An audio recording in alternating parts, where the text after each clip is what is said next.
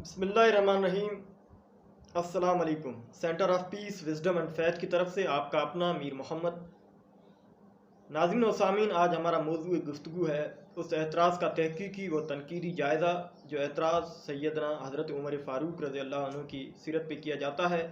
وہ کچھ اس طرح ہے کہ جب حضرت عمر فاروق رضی اللہ عنہ نے مصر کی فتح کے لیے حضرت عمر بن العاص کی نگرانی میں اسلامی لشکر بھیجا، جب مسلمانوں نے مصر کو فتح کیا تو مصر کے ایک شہر اسکندریہ کے اندر موجود اسکندریہ لائبریری کو جلا کر راکھ کر دیا۔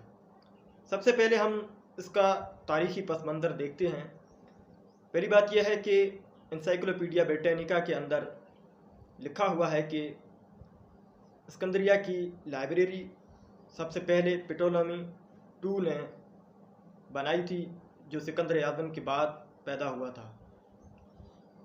اسکندریہ کی لائبریری 47 قبل مسیح کے اندر اور 4 صدی عیسوی کے اندر عیسائیوں نے جلائی، اور تیسری مرتبہ مسلمانوں نے 42 ہجری میں جلائی۔ یہ 42 ہجری والا ایک الزام ہے مسلمانوں پر، جس پر ہم تحقیقی اور تنقیدی نقطۂ نظر سے روشنی ڈالنے کی کوشش کریں گے۔ سب سے پہلے یہ قصہ کہا جاتا ہے کہ ایک ابو الفرج نامی عیسائی نے بنایا، اور کچھ مورخین کی رائے یہ ہے کہ عبداللطیف بغدادی نامی ایک مسلمان مورخ نے اپنی کتاب کے اندر اس واقعے کو نقل کیا۔ اس کے علاوہ علامہ مقریزی نے بھی اس واقعے کو نقل کیا، حاجی خلیفہ نے بھی نقل کیا، اور اس کے علاوہ تاریخ الحکمہ کے اندر جمال الدین سراج نے اس واقعے کو نقل کیا۔ تو کہا جاتا ہے کہ جب حضرت عمر بن العاص کو حضرت عمر فاروق رضی اللہ عنہ نے حکم دیا کہ لائبریری کے اندر موجود تمام کتب جو قرآن پاک سے مناسبت یا ان کی جو تعلیمات ہے قرآن کے مطابق نہ ہو تو ان کو جلاؤ، تو حضرت عمر بن العاص نے اس کو جلا دیا۔ اب سب سے پہلے ہم مختلف مورخین کے نقطۂ نظر اور ان کی رائے پیش کریں گے۔ سب سے پہلے ایڈورڈ گبن نے اس پر اپنی تنقید اور اپنی رائے پیش کی، جو انہوں نے اپنی مشہور کتاب the decline and fall of Roman empire کے اندر لکھا کہ میں اس قصے کے تمام حقائق کو ماننے کے لیے تیار نہیں ہوں، یعنی حضرت عمر رضی اللہ عنہ نے ایسا کوئی کام نہیں کیا۔ دوسری بات یہ ہے کہ اس کے بعد جو مشہور مورخ جس نے عرب کی لوگوں پر کتاب لکھی، دی ہسٹری آف عربس کے نام سے مشہور ہے، فلپ کہتی، انہوں نے اس قصے کے بارے میں لکھا کہ it is good fiction but bad history, یعنی یہ قصہ جو ہے وہ ایک اچھی کہانی تو ضرور ہے لیکن تاریخ کے معیاروں پہ پوری نہیں اترتی۔ لیبان نے اپنی کتاب تمدن عرب میں صاف لکھا کہ مسلمانوں یا عربوں کے آنے سے پہلے ہی عیسائیوں نے اس لائبریری کو جلا کر راکھ کر دیا۔ عربوں نے نہ کوئی کتاب دیکھی اور نہ ان کو جلایا۔ اس کے بعد فرانس کے ایک مشہور عالم رینان نے ایک مرتبہ لیکچر دیا اسلام اینڈ سائنس کے نام سے، انگلش میں ٹرانسلیٹ ہو کر آیا۔ میں نے جب ان کو پڑھا تو اس کے اندر انہوں نے لکھا کہ حالانکہ اس لیکچر کے دوران انہوں نے اسلام پہ سخت تنقید کی، لیکن اس لیکچر کے دوران انہوں نے یہ بات حق بجانب کہی کہ مسلمانوں نے یعنی حضرت عمر رضی اللہ عنہ اور حضرت عمر بن العاص نے ایسا کوئی کام نہیں کیا، یعنی اسکندریہ کی لائبریری کو نہیں جلایا۔ ولیم ڈریپر نے ایک کتاب لکھی، the history of conflict between religion and science, مارکا مذہب و سائنس کے نام سے مشہور ہوئی، اردو میں ترجمہ ہو کر شائع ہوئی۔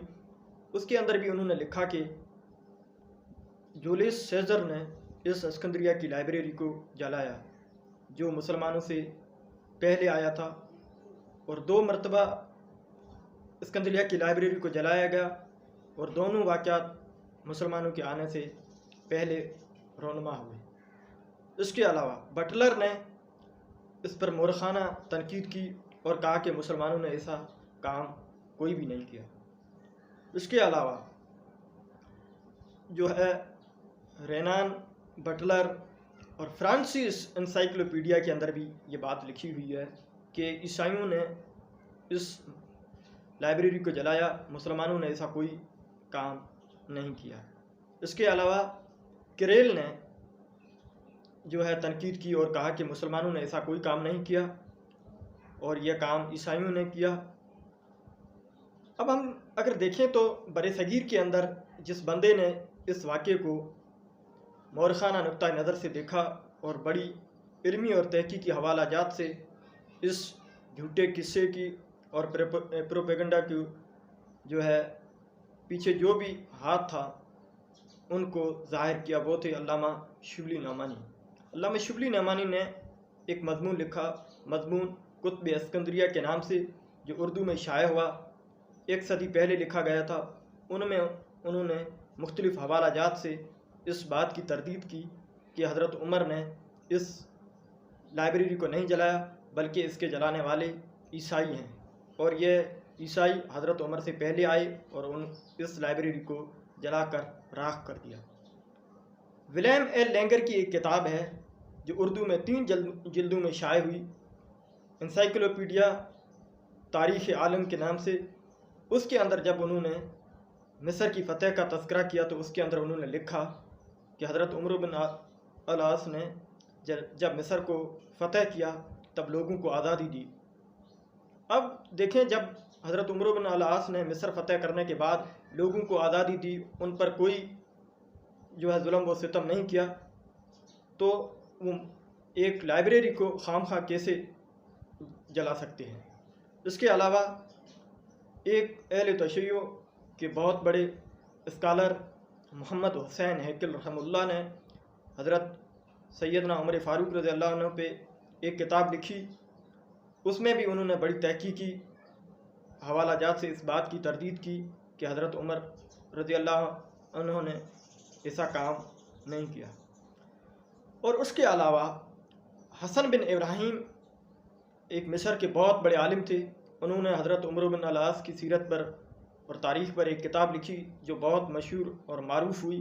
بہت بڑے بڑے مستشرقین جیسے آرنولڈ جیسے، انہوں نے اس کام کو سراہا، اپریشیٹ کیا، تو اس کی یہ کتاب اردو میں شائع ہو کر آئی۔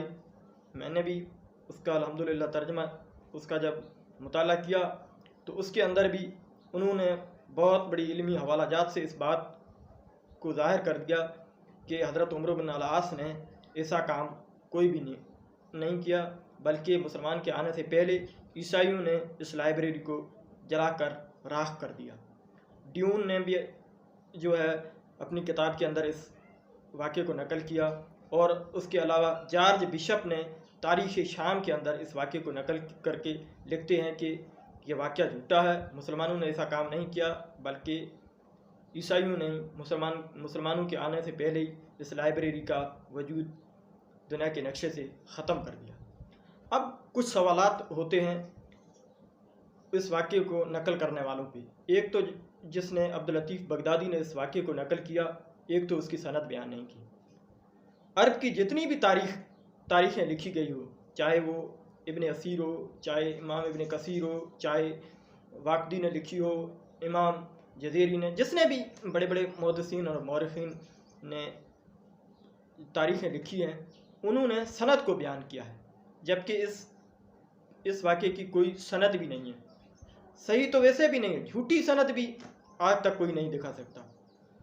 تو عرب کے اصول تاریخ کے مطابق یہ قصہ جھوٹا ہے۔ اور دوسری بات یہ ہے کہ عبداللطیف بغدادی اس واقعے کو نقل کر رہے ہیں جبکہ وہ 600 سال کے بعد پیدا ہوئے۔ اب 600 سال کے بعد ایک بندہ پیدا ہوا اور انہوں نے اس واقعے کو دیکھا، ظاہری ایسا بھی نہیں ہوگا، تو وہ کیسے نقل کر رہا ہے؟ روایت بھی جو ہے سند بھی نہیں ہے، روایت کے اصولوں کے تحت بھی یہ جو ہے قصہ وہ جھوٹا نظر آ رہا ہے۔ اور تیسری بات یہ ہے کہ درائیت کے لحاظ سے بھی یہ بات جو ہے وہ ہمیں غیر معقول نظر آتی ہے، کیونکہ مسلمان بہت بڑے اہل علم تھے اور محبان علم تھے، انہوں نے علم کی اشاعت کے لیے بہت بڑا جو ہے کام کیا۔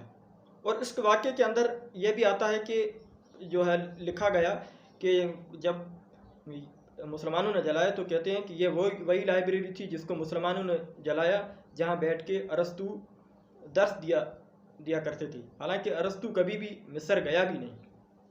और उसके अलावा एक एतराज़ और हमारी तरफ से एतराज़ भी है और सवाल भी है कि इससे पहले जितने भी बड़े बड़े मौरख़ीन आए, यानी अब्दुल लतीफ़ बगदादी से पहले जितने भी इस्लाम के बहुत बड़े मौरख़ीन आए, जैसे इमाम तबरी और उसके अलावा जो है वाक़दी और मोहम्मद बिन साद, ये इमाम बुखारी जैसे बड़े बड़े, उन्होंने भी तारीख़ें लिखी, तारीख़ पर किताबें लिखी, तो उन्होंने उनमें से किसी एक ने भी इस वाक़े को नकल नहीं किया। हालांकि जंग जमल और जंग सिफ़ीन जैसे वाक़ा को नकल कर दिया है मुसलमान मौरख़ीन ने बड़ी दयानतदारी और इंसाफ़ी के साथ।